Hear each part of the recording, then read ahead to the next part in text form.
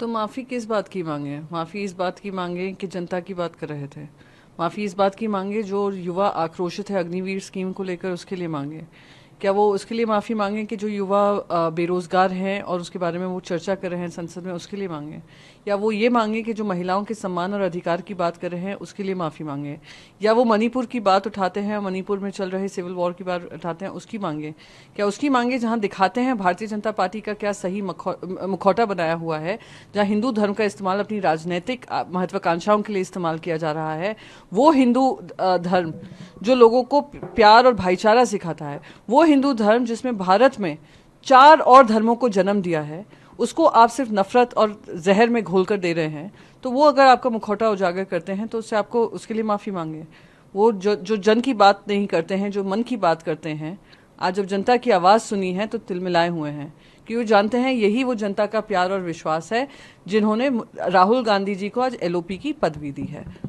हिंदुओं का अपमान, अमित शाह से लेकर प्रधानमंत्री नरेंद्र मोदी के हिंदुओं का अपमान राहुल गांधी ने किया। हिंदुओं का अगर अपमान और हिंदू धर्म में जहर, नफरत फैलाने का जो काम किया होगा, वो भारतीय जनता पार्टी की राजनीति और भारतीय जनता पार्टी के राजनीतिक फायदा करने वाला काम हुआ है। तो आज उसका मुखौटा हटाया है राहुल गांधी जी ने, जहां उन्होंने कहा नरेंद्र मोदी जी पूरा हिंदू समाज नहीं है, भारतीय जनता पार्टी पूरा हिंदू धर्म नहीं है, आरएसएस हिंदू के धर्म रक्षक नहीं है।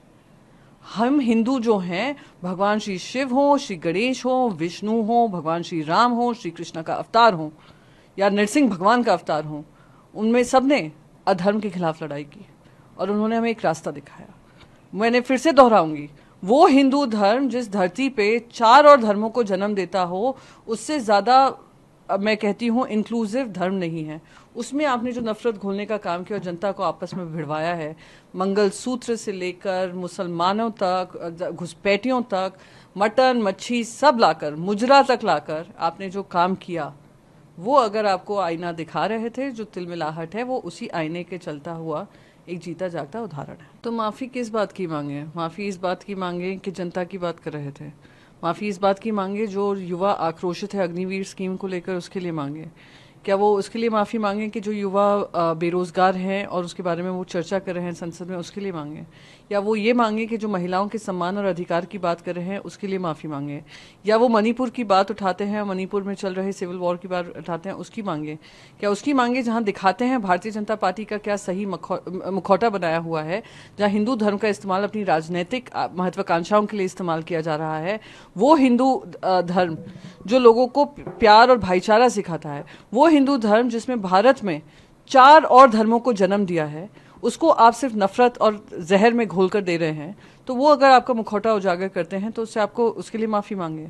वो जो जन की बात नहीं करते हैं, जो मन की बात करते हैं, आज जब जनता की आवाज़ सुनी है तो तिलमिलाए हुए हैं, कि वो जानते हैं यही वो जनता का प्यार और विश्वास है जिन्होंने राहुल गांधी जी को आज एलओपी की पदवी दी है।